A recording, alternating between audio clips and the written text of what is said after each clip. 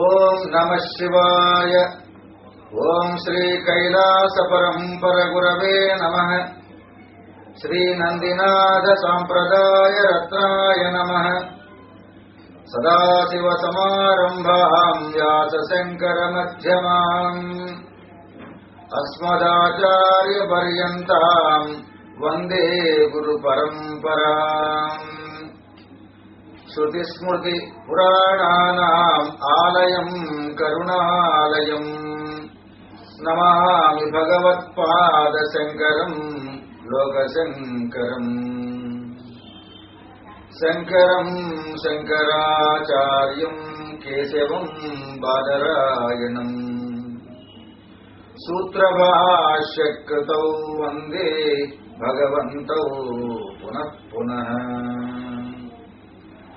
చిత్కనాయ ప్రసన్నాయ శృత్యాకాశ విహారిణే అద్వైతామృతవర్షాయ శంకరాయ నమో నమః. అజ్ఞానాం జాహ్నవీతీర్థం విద్యాతీర్థం వివేకినాం సర్వేషాం సుఖదం తీర్థం భారతీ తీర్థమాశ్రయే. భారతీ కరుణాపాత్రం భారతీ పదభూషణం భారతీ పదమారూఢం భారతీ తీర్థమాశ్రయే.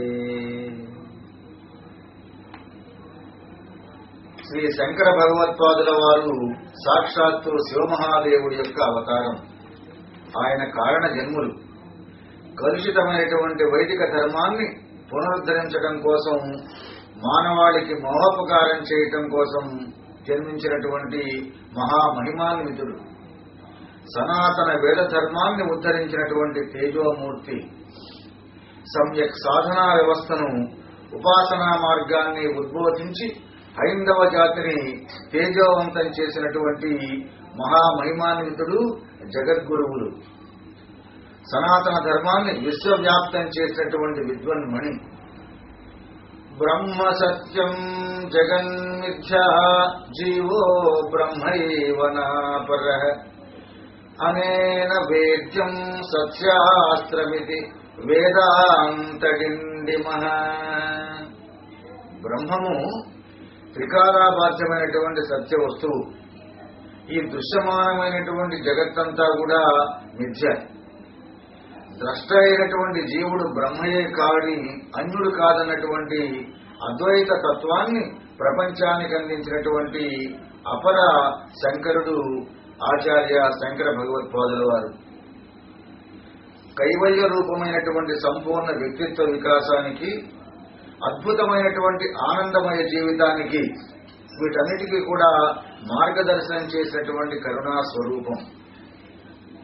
శ్రీ శంకర భగవత్పాదుల వారు ప్రస్థానత్రయమైనటువంటి బ్రహ్మసూత్రాలు, భగవద్గీత, ఉపనిషత్తులకు సప్రామాణిక సాధికారికమైనటువంటి భాష్యాలు చెప్పి అద్వైత ప్రబోధాన్ని అజరామరం చేసినటువంటి సౌజన్యమూర్తి. పాశ్చాత్య తత్వవేత్తలంతా కూడా శంకరాచార్యుల వారి అద్వైత తత్వాన్ని బహుదా ప్రశంసించడం జరిగింది. ప్రస్థానత్రయ భాష్యాలతో పాటు సామాన్యులకు అందుబాటులో ఉండటం కోసం, సామాన్యులకు వేద ధర్మాన్ని, అద్వైత తత్వాన్ని అందించడం కోసం అనేక రకాలైనటువంటి ప్రకరణ గ్రంథాలను కూడా శంకరుల వారు మానవాళికి ప్రసాదించారు.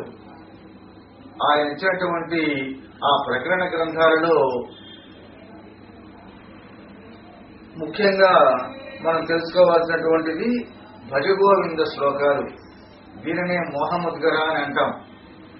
మానవుడిలో ఉండేటువంటి మోహాన్ని పోగొట్టడం కోసం సకలమైనటువంటి సంపూర్ణమైనటువంటి వేదతత్వాన్ని, ఉపనిషత్తుల యొక్క సారాన్ని, పురాణ తత్వాన్ని అంతా కూడా కలిపి ఈ భజగంధ శ్లోకాలలో ఇవ్వటం జరిగింది. మనిషిలో ఉండేటువంటి మోహం పోతే మానవుడు మాధవుడు అవుతాడు కదా, అట్లాంటి మోహాన్ని పోగొడుతుంది. కాబట్టి వీరిని మోహముద్గర అని కూడా పిలుస్తాం.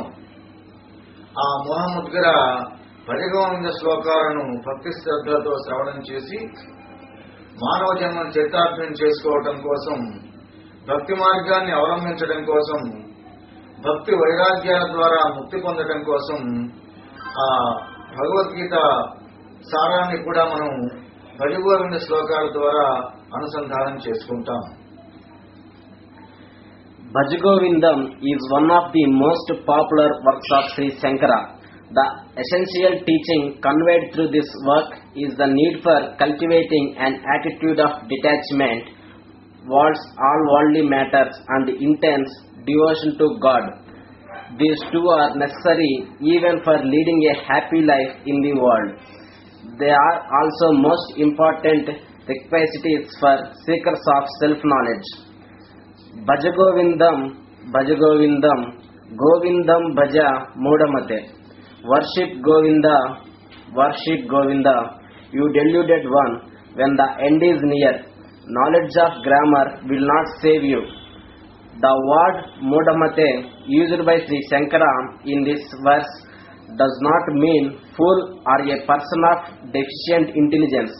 It means one deluded by Maya into identifying oneself with one's body, mind and senses.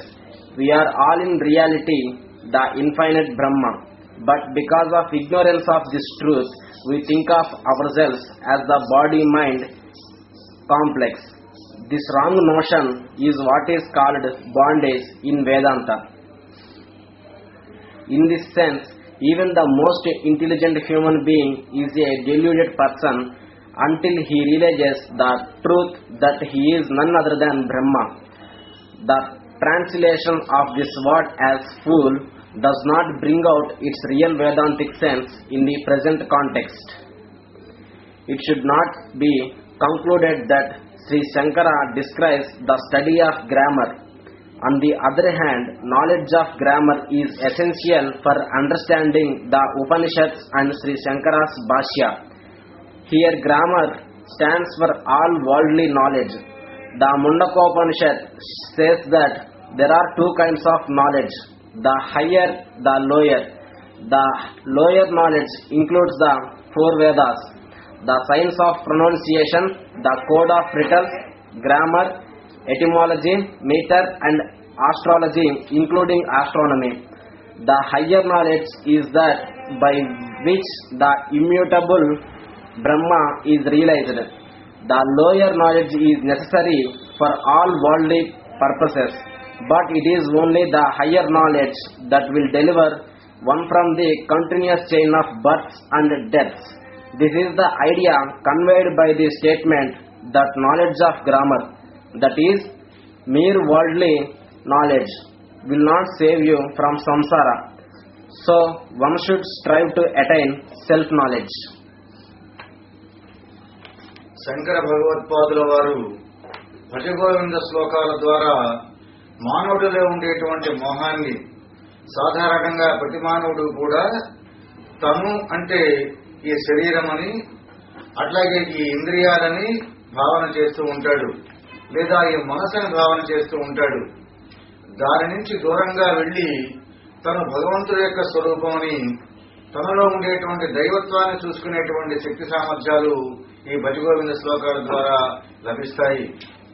అందుకే అంటాడు శంకరాచార్యుల వారు, భజ గోవిందం భజ గోవిందం గోవిందం భజ మూఢమతే సంప్రాప్తే సన్ నిహతే కాలే నహి నహి రక్షతి దుఃఖం కరణే భజ గోవిందం భజ గోవిందం గోవిందం భజ మూఢమతే.